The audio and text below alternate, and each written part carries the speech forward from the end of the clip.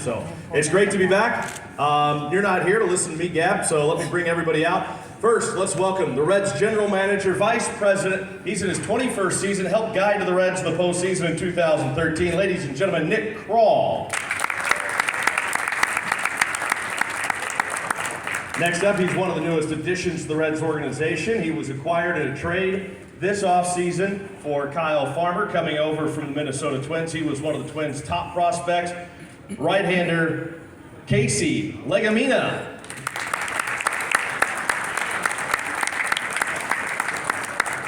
Next up, we've got another young, promising prospect in the Reds organization. He is a Cincinnati native, came over from the Red Sox in the Tommy Pham trade. Please welcome Nick Northcutt.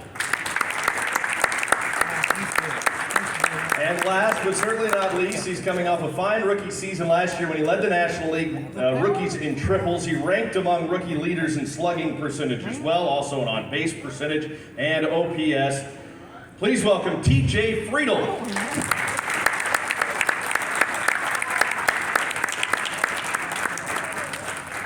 All right, we're going to get a Q&A going, but before we get to your questions, and Josie's over here, he's going to be going around with the microphone. So if you've got a question for any of these guys up here, just raise your hand. Josie's going to come over with the microphone, and he'll let you ask your question. So while you're thinking of your questions, let's go ahead and get it started. Nick, I know it's exciting for you to be back out here on the road. We are all, and by the way, we've got Mr. Red here. Let's hear it for Mr. Red. You want to answer some questions, Mr. Red? Okay, all right. I'll just let you go out and harass everybody. All right. So, Nick, I'll get it started with you. I know we're gearing up, spring training. Shoot, it's less than a month away now, isn't it? Wow, 3 weeks, counting down. What is it that has you most excited for the 2023 season? It's the young players, starting with the big league level. Watching the young players come up through our minor leagues and start to establish themselves last year. But those young players bringing energy to the club and being able to take steps forward, that's what I'm really excited about. Casey, opportunity for you. You're in a new organization. You come over to trade. First time you've been traded, right? So what was that whole process like, and how does it feel to go through a trade when that's not something you've really been through before? Ultimately, it's a good thing, but I mean, it was kind of a weird feeling, just because you're in like a weird spot where you're like, in a transition of moving from one team to another, so you don't like really know what to expect, and just hearing stuff about the Reds and hearing a lot of good things, when I was with the Twins, was exciting, and so just being able to come over now and starting to kind of learn, like how we do things over here with the Reds, and and it's, I've gotten a lot more comfortable, and so now, ready to work.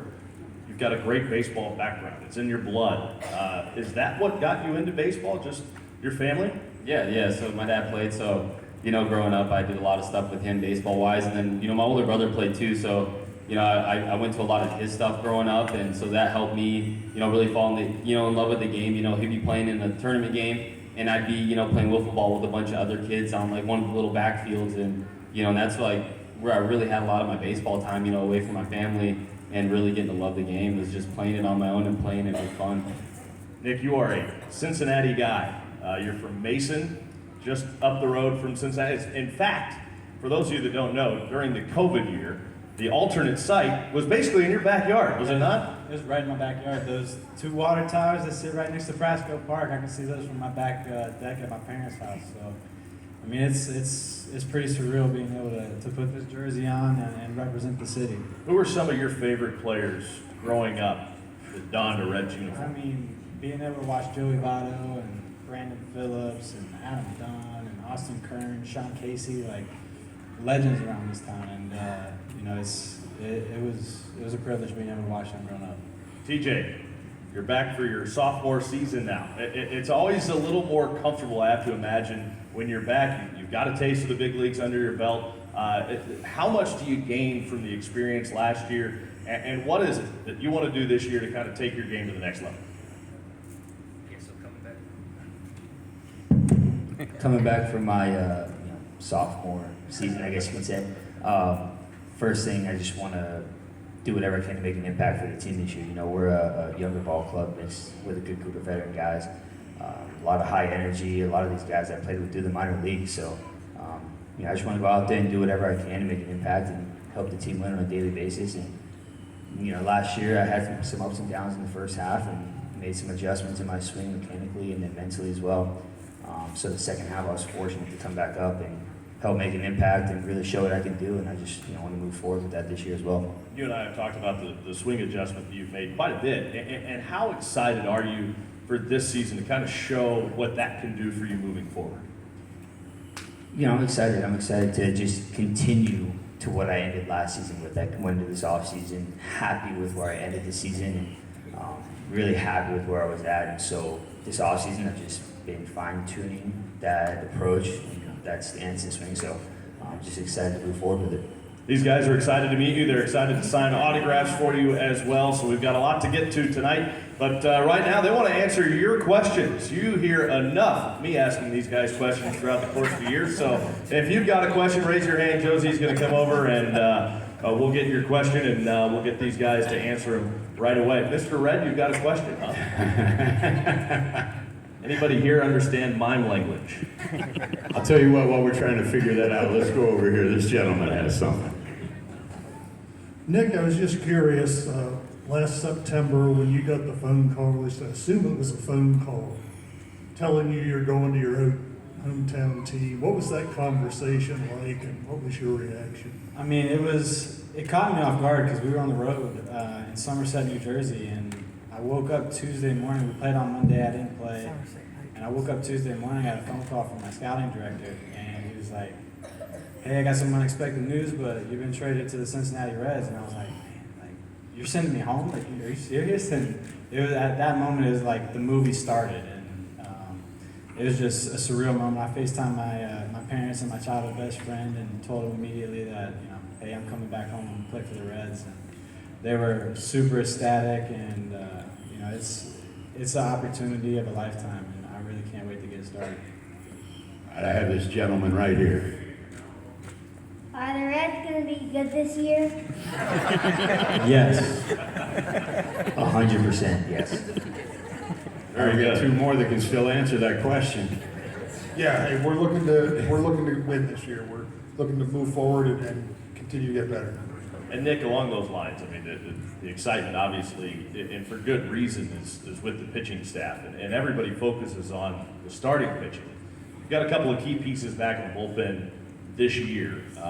Lucas Sims, TJ Antone figure to be a part of that bullpen, and with what Alexis Diaz did last year, closing games out, is the bullpen an area that has a chance to be a strength of this team in addition to the starting pitching? Yeah, I think overall, if you look at our pitching staff last year, I think it was deceptive. We had, from a bullpen standpoint, we had first half, second half, and the guys that ended the season in our bullpen last year, we were around league average, and it was pretty exciting. That was without TJ, without Lucas, without Tony Santiam, and I think those three guys coming back from injury should give us more depth and give us more back end to be able to shut down games. Very good. We have another question over here. Yeah, I know we got a lot of younger players. Are we still looking to bring in a couple of stars that's free agencies right now that we can look at and maybe sign them up to bolster the roster a little bit? Yeah, we've got 3 weeks of the off season left, and we did make some moves at the beginning of spring training last year, which I'd like to try to avoid. But we did bring in some guys late, whether it's non-roster invites. We're looking for people that do fit, that can make our roster better. All right, this young man right here. You still play baseball? You still play baseball. Was this for Nick? Not a chance. When was the last time you played wiffle ball or catch, for that matter? Oh, catch is in the summer with my daughter, so Okay. that I can do. All right. I don't want to swing a bat, I might hurt a hip or something. Very good. TJ, what's some of the biggest adjustments you had to make from AAA up to major leagues? For me, personally, within the swing adjustment where I opened my stance and kind of created this leg kick that I had previously, a lot of it was mentality for me. I kind of, in the first half, I took some pitches that I would think back on a bit, why didn't I swing at that? And so when I came up in the second half, I really try to switch my mindset, be more aggressive, and just go after the pitch I was looking for when I got that pitch, put a good swing in it. Once I started doing that and committing to that approach, it really helped a lot. Have you always bunted with 2 strikes? No, that's actually It worked, so. it worked though. Yeah, so I actually did it. I did it in college one time, and in the first half, the first time I did it, I remember DB David Bell actually came up to me. And he asked me, he said, "Hey, you were bunting with 2 strikes?" I said, "Not in a long time. Like it'd been 4 or 5 years." And I said, "Well, you're a good bunter, so just see what happens." And next at bat, I was down 0-2. I'm like, "Well, let's see what happens. Let's try it." And I got a pitch up and away and put it down, and it worked. And I'm like, "Well, let's add that to the game." For TJ, not a baseball question, but does Buddy Jadella mean anything to you? That's my grandpa. Got some nice, great picture here. No way. And your grandpa. Wow, I can't wait to see those. That's awesome. You'll have to take it up when you go up for an autograph. I know I had somebody right over here. Yes, sir. 1 second. There you go. Take it. TJ, if you could play with any baseball player for the past and present, who would it be? That's a really good question. Any baseball player, I would say Barry Bonds, because I grew up in the Bay Area of California, and so I got to watch him when he was with the Giants. And I was actually at the game with my dad when he hit his record-breaking home run. And so just watching him and how he played and how he carried himself, I feel like if I could play on the same team as him, that'd be pretty crazy. So yeah, that was a good question. Nick, Casey, I'd be curious to hear how you would answer that. I mean, it's got to be Ken Griffey Jr. for me. I mean, hometown kid, he grew up in Cincinnati, went to Moeller High School, which is my rival. I couldn't stand playing those guys, but I mean, if I ever got that opportunity to play with Ken Griffey Jr., I mean, it'd be awesome. I want you to make sure you drive that point home with David, also a Mueller guy, when you get into spring training. Yeah, well, they haven't beaten us in quite some time, so we flipped the script on that, and Mason's the powerhouse in Cincinnati for sure. For me, I would say Luis Gonzalez, just because growing up in Arizona, and then being a huge Diamondbacks fan growing up, I would love to be able to share a field with him, especially with his game-winning hit that he had in the World Series. I'd love to be able to see that, in person. But yeah, for me, Luis Gonzalez. Now a Diamondbacks broadcaster, great guy. Also, always fun to chat with him. Joe. TJ, how many home runs did you hit? This past season. Well, if you include AAA and then in the big leagues, I think 16. But if just with the Reds, 8. Okay, that's better than me. How many have you hit? He approves. 0.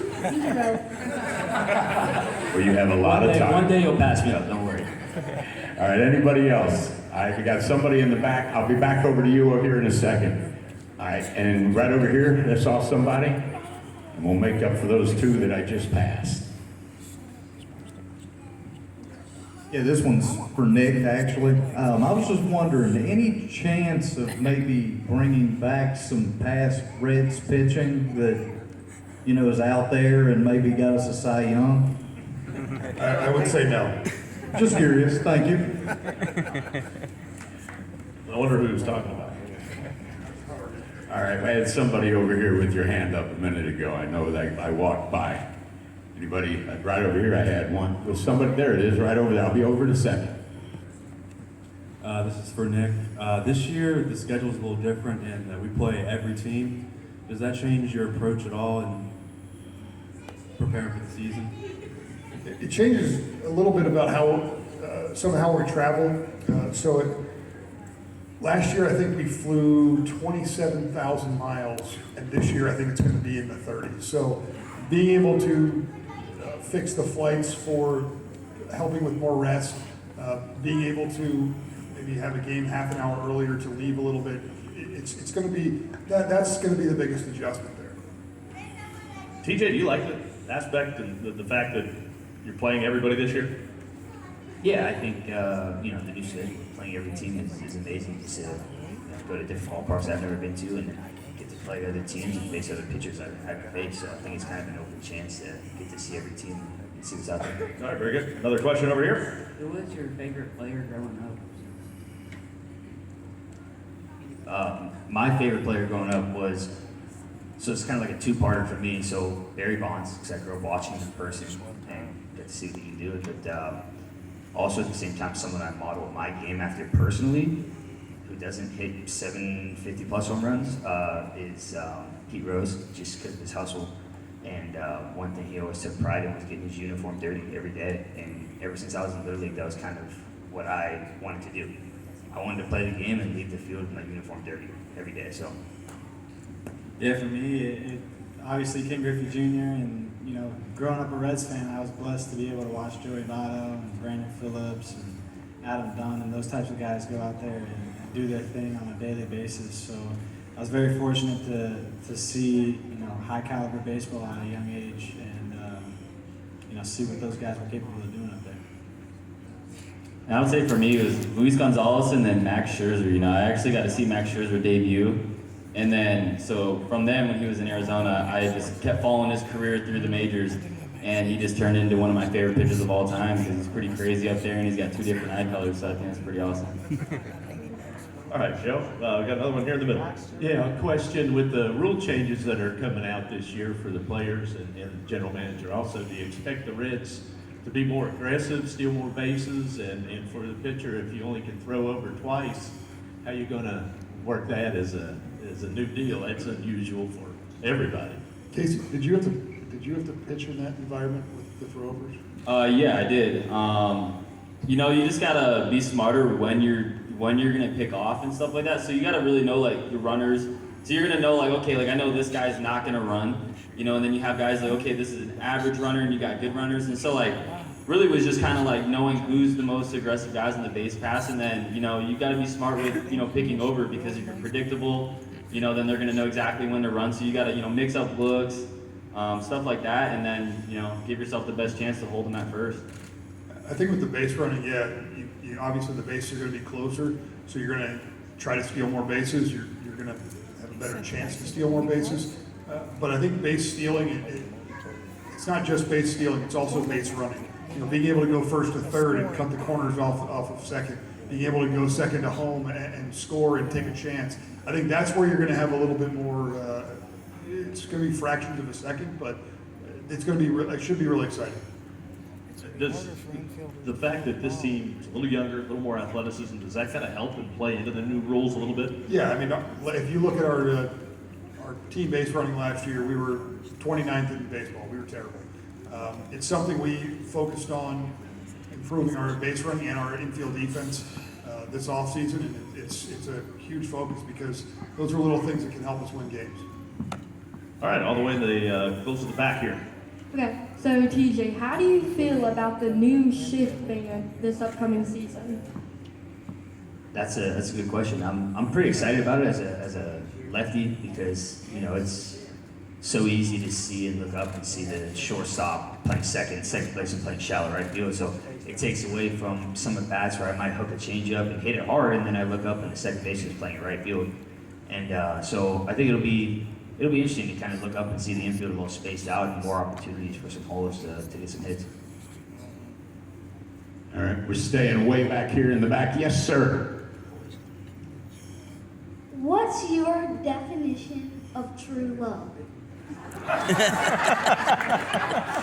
Just want to make sure I heard that right. Did you ask what is the true definition of true love? All right, that's what I thought. Nick?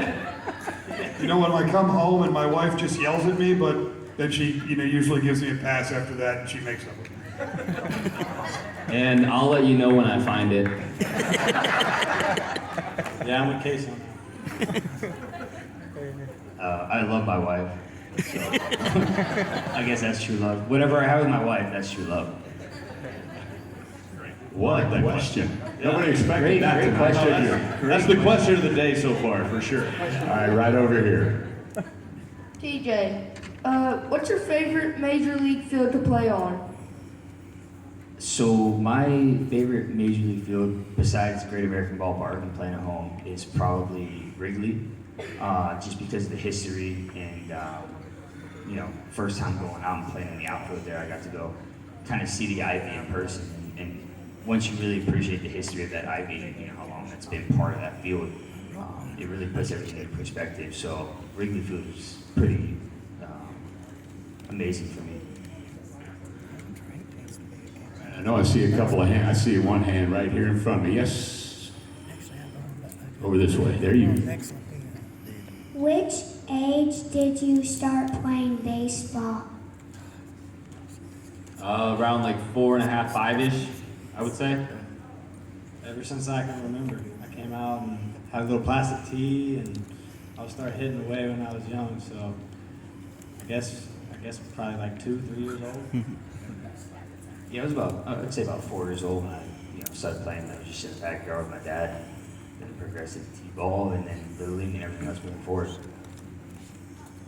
Is Joey Votto going to play this year? Yeah, he should. He had shoulder surgery last year, and he is rehabbing right now. Hopefully he'll be ready for the start of the season or very close to it. But we'll see where his progress is when we get to spring training.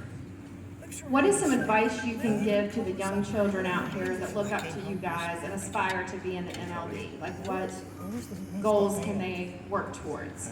I would just say work hard and try and get better every single day, whatever you're doing, whatever it may be, whether it's practice, it's game, or anything else like that. Just work hard and give your all to the game. And that's one thing that we've all done up to get to the point that we're at, is continue to work hard and put your head down. Don't ask for anything in return, but just play the game hard and do what you can do to better yourself every day. But at the same time, have fun with it. It's a hard game, it's a hard job, but at the same time, it's something we've worked our whole lives for. It's rewarding, and at the same time, it's tough. But as long as you have fun and keep that mentality, it's a kid's game, and it'll always be a kid's game. And as long as you keep that perspective and have fun with it, then you'll have a good time. Yeah, I mean, we've all sacrificed so much to be in the positions that we're in today, and we couldn't have done that without having a true love for this game and what we do every single day, and the process, the hard work, the late night sessions in the cages, or the gym workouts, or running, whatever we got to do to get ourselves ready to play. Like, you got to fall in love with the process first, and then you also got to have as much fun as you can doing it. Yeah, like you said, falling in love with the process. You got to enjoy the ups and downs, because baseball is like a roller coaster. You're not always going to be the best player on the planet. And there's times where you could be the worst player on the planet. You got to learn how to ride the wave, and when you have ups and downs, you just got to keep your head level. You got to keep your head level, and you just got to keep remembering that you got your family in your corner, and your friends and your coaches, and you just got to ride on them and keep working hard, and things will work out for you in the end. There's your definition of true love right there. Whoever the young man was that question. There's your definition. Now, we know you guys came to get autographs. We'll get to that here, but we'll get a few more questions in. Yes, sir? What's your guys' favorite Reds mascot? Mine's standing right back there. I got love for Mr. Red, but I grew up a Gapper fan, so I like Gapper. We'll be all right, Mr. Red. You gotta give Mr. Red some love. He's out here working hard, so. All right, we're back here in the back again. Yes, sir. Casey, do you think you strike me out? It depends. Maybe. It depends if I'm playing at Little League distance, 48 feet, I think I could strike you out. But if we're playing regular, you might have me on that one. It's a small strike, so. All right, anybody else? Very small. Like I said, we got room for we got time for a couple more questions here before we get to your autographs. TJ, who was the toughest pitcher you've ever faced in the MLB? So the toughest pitcher I have faced so far is probably Corbin Burns with the Brewers. He throws firm, but his ball also has some good movement. He does a cutter, and he also has a two-seam. So he's very, very good at locating his pitches. He doesn't really miss over the middle a lot. So you really got to stick to your approach when you're facing him, and really hone in on what you're looking for. I think we have time for a couple more questions. Here we go, right here. With the wholesale coaching changes we've had this year, or after last year, what do you expect from the new coaching staff, and what kind of a leash is David Bell on, given we're still 40 games under 500 in his tenure? Yeah, I think David did a pretty good job. We got to the playoffs in 20. We would have made the playoffs in the current format in 21. I think last year was a tough year. We made moves at the beginning of spring training, and that's a rough thing to go through. We were actually talking about it on the bus, where the first 10 days of camp were like a meet and greet coming out of the lockout. So he did a good job in a tough situation, and I think we had a good clubhouse the entire year, and we had guys fighting and playing hard even after we made trades in the middle of the season. Obviously we started off poorly, but throughout the middle of the season we played pretty well until we made trades at the trade deadline. So I think the reasons for the coaching staff, I think there's some guys that were put on the coaching staff originally for one reason or another, and then we just kind of outgrew some of those guys and where we need to go. I think we need to improve in some areas with regards to our base running and our infield defense, like I said before, and I think that the other things we just kind of grew beyond of where certain guys were, and we had another guy get a big league opportunity with another club, which was good. So. All right, does anybody have our last